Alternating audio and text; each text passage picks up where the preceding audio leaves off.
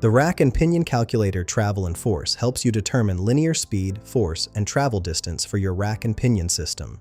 Let's walk through the input fields. First, enter your Pinion Teeth N, which is the number of teeth on your pinion gear. Next is the module M in millimeters, representing the gear tooth size.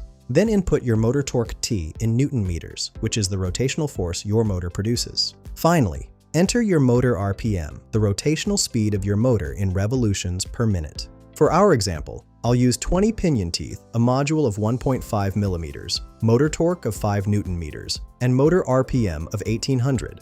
After clicking Calculate Travel and Force, we get 3 critical results. The linear speed is 169,646 millimeters per minute, telling us how fast our rack moves. The force output is 333.3 newtons, showing the pushing force available. The travel per revolution is 94.25 millimeters, indicating how far the rack moves with each complete pinion rotation. This calculator streamlines your rack and pinion design process. Find the link in the description below.